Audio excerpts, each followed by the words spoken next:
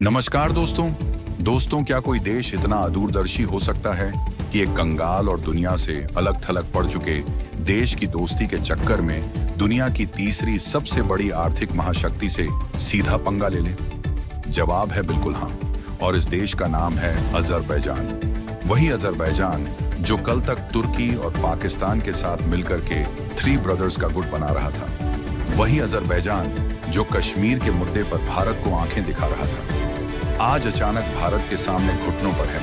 आज बाकू से लेकर के अहमदाबाद तक डायरेक्ट फ्लाइट चलाने की भीख मांगी जा रही है। अजरबैजान के टूरिज्म बोर्ड के अधिकारी भारत आकर के हमारे सामने हाथ जोड़कर के खड़े हैं। लेकिन सवाल यह है कि ऐसा क्या हुआ है कि कल तक पाकिस्तान की जीत को भारत पर फतेह बताने वाला अजरबैजान आज भारत पर डोरे डाल रहा है? भारत ने पर्दे के पीछे से ऐसा कौन सा सीक्रेट चक्रव्यूह रचा है जिसने अजरबैजान की कूटनीतिक और आर्थिक रीढ़ की हड्डी तोड़ करके रख दी है?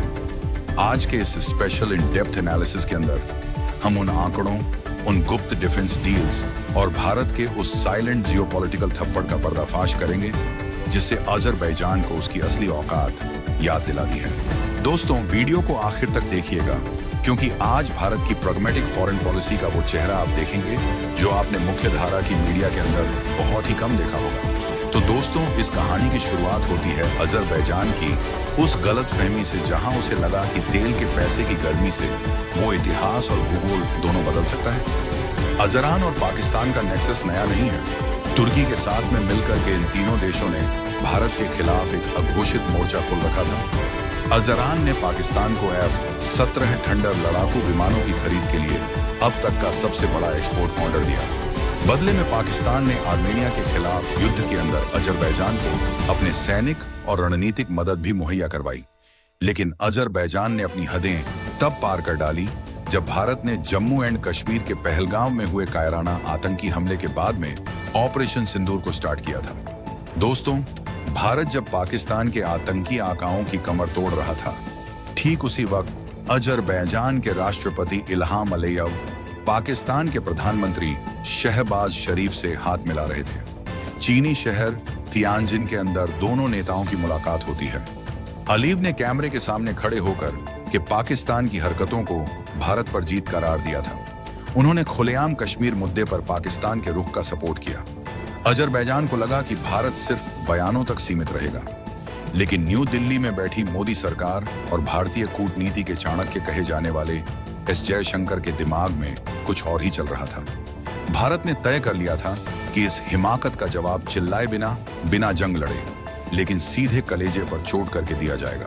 अब 2020 और 2023 की जंग के अंदर आर्मेनिया को हरा करके वो नागोर्नो काराबाह पर हमेशा के लिए राज कर लेगा, क्योंकि आर्मेनिया का पारंपरिक साथी रशिया यूक्रेन वॉर के अंदर फंसा हुआ था। लेकिन भारत ने आर्मेनिया के पीछे अपनी पूरी ताकत झोंक डाली। भारत और आर्मेनिया के बीच $1 बिलियन यानी लगभग 16,500 करोड़ रुपए से ज्यादा के secret and open defence contract sign हुए। भारत ने आर्मेनिया को वो हथियार दिए जो सीधे अजरबैजान और तुर्की के ड्रोन्स का काल बन गए। दोस्तों, Pinaka multi barrel rocket launcher जैसे सिस्टम्स ने तगड़ा तूफान मचा दिया। ये पलक झपकते ही अजरान के सैन्य बंकरों को नेस्त नाबूद करने की ताकत रखते हैं। खुद रक्षा मंत्री राजनाथ सिंह ने इनकी खेप को हरी झंडी दिखाई थी। वहीं दोस्तों, आकाश एयर डिफेंस सिस्टम, जिसका आर्मेनिया पहला विदेशी खरीदार भी बना है, ये $720 मिलियन की डील के तहत 2024 और 2025 के अंदर डिलीवरी हुए आकाश मिसाइलों ने अजरबैजान के तुर्की मेड बायर